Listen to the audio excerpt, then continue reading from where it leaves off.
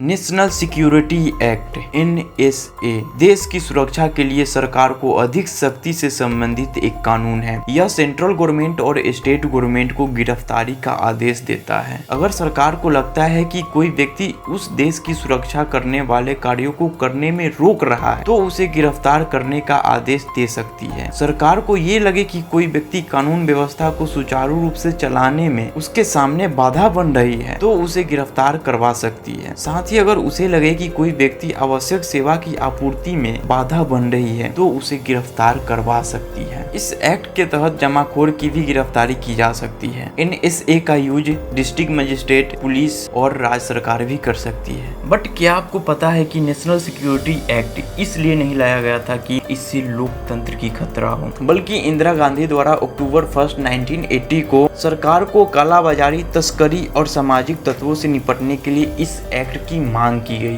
But इस समय national security act का यूज कम और मिस यूज ज्यादा हो रहा है।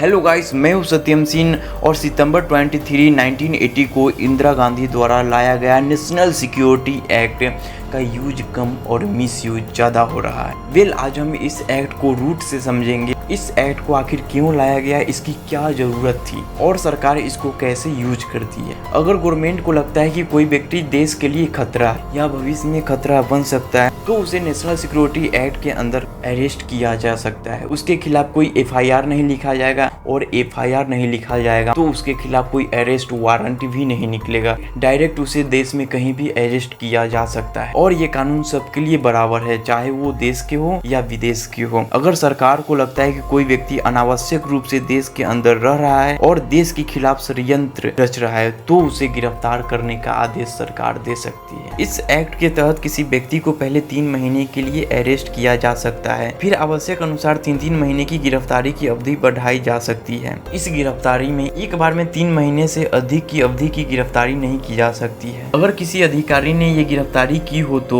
स्टेट गवर्नमेंट को ये बताना होगा कि किस आधार पर उसे गिरफ्तार किया गया है। जब तक स्टेट गवर्नमेंट गिरफ्तारी की अनुमोदन न दे दे तब तक गिरफ्तारी 12 दिन से ज्यादा समय तक नहीं होगी। अगर ये अधिकारी 5 से 10 दिन में जवाब दाखिल करता है तो इस अवधि को 12 दिन से 15 दिन की जा सकती है। अगर रिपोर्ट को राज्य सरकार स्वीकृत कर देती है तो इसे 7 दिन के अंदर सेंट्रल गवर्नमेंट को भेजना पड़ेगा। CPP 1979 के तहत जिस व्यक्ति के खिलाफ आदेश जारी किया जाता है उसकी गिरफ्तारी देश में कहीं हो सकती है। गिरफ्तारी के आदेश का नियम किसी भी व्यक्ति पर किया जा सकता है, उसे एक जगह से दूसरी जगह पर भेजा जा सकता है और हाँ, संबंधित राज्य सरकार के संज्ञान के बगैर व्यक्ति को उस राज्य से भेजा नहीं जा सकता है। मतलब कि आप इस तरह से समझ सकते हो कि मनीष कश्यप पर अगर बिहार में NSA लगा होता तो बिहार सरकार जब तक हाँ नहीं कहती तब तक मनीष कश्यप को तमिलनाडु नहीं ले जाया जा सकता था। लेकिन यहाँ बिहार सरकार चालाकी करती है और तमिलनाडु में ही इनको NSA लगवा देती है। Then come back to topic. अगर वह व्यक्ति फरार हो जाए तो सरकार या अधिकारी वह व्यक्ति के निवास स्थान में मेट्रोपॉलिटन मजिस्ट्रेट या प्रथम श्रेणी के जुडिशियल मजिस्ट्रेट को लिखित रूप से रिपोर्ट करना होता है। अधिसूचना जारी कर व्यक्ति को तय समय सीमा के अंदर बताई गई जगह पर उपस्थित होने के लिए कहा जाता है। अगर वह व्यक्ति उपयुक्त अधिसूचना का पालन नहीं करता है तो उसकी सजा और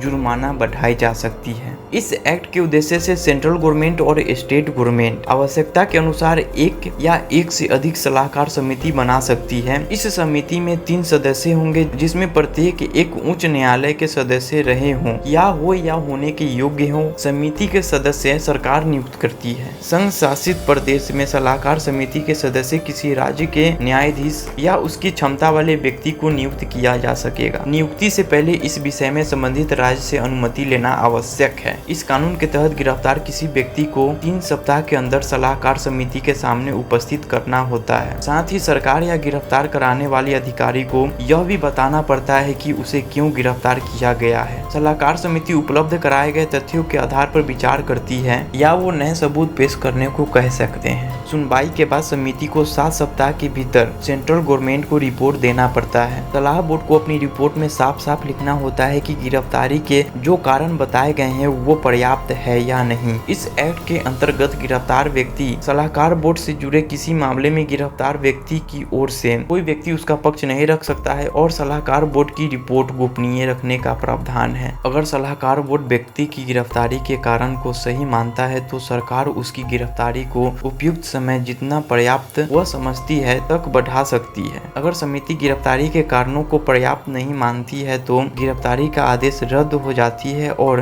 व्यक्ति को रिहा करना पड़ता है। अगर गिरफ्तारी के कारण पर्याप्त साबित हो जाती है तो व्यक्ति को गिरफ्तार की अवधि 1 साल तक हिरासत में रखा जा सकता है। समय अवधि पूरा होने से पहले न तो सजा समाप्त की जा सकती और न ही उसकी फेरबदल हो सकती है। गिरफ्तारी के आदेश को रद्द किया जा सकता है या बदला जा सकता है। इसके बावजूद की गिरफ्तारी सेंट्रल गवर्नमेंट या स्टेट गवर्नमेंट के आदेश के उसके अधीनस्थ अधिकारी ने की है। इसके बावजूद की ये गिरफ्तारी केंद्र या राज्य सरकार के आदेश से हुई है। तो फ्रेंड्स, अब आप ये समझ सकते हो कि तमिलनाडु के सलाहकार समिति ये साबित कर देती है कि मनीष कश्यप दोषी हैं, तो वो 1 साल के भीतर रिहा नहीं हो सकते हैं, बल्कि उनकी सजा बढ़ाई भी जा सकती है। और गाइस, मनीष कश्यप को क्यों अरेस्ट किया जाता है और कैसे तेजस्वी प्रसाद यादव अपने सीएम पद के बचाव के लिए किसी और के ऊपर एनएसए लगवाकर उनको चुप करा देती है और सारे जनता का ध्यान एनएसए के ऊपर लाकर टिका देती है ताकि उनके ऊपर कोई नजर ना आए 600 करोड़ की घोटाला का। और इस वीडियो को आप यहाँ पे क्लिक करके देख सकते हो। यहाँ पे मैं पूरा एक्सप्लेन किया हूँ कि कैसे वो खुद के बचाव के लिए किसी और को फंसा रहे हैं। एंड आई होप कि गाइस आपको इस वीडियो से कुछ नॉलेज मिला हो तो लाइक जरूर ठोकना और द फैक्ट 2.0 को भी सब्सक्राइब कर लो और बेल नोटिफिकेशन को ऑल पे सेट कर लो ताकि और भी आने वाली इंटरेस्टिंग वीडियो आप मिस न कर सको। And take curious, keep learning and keep growing. जय हिंद।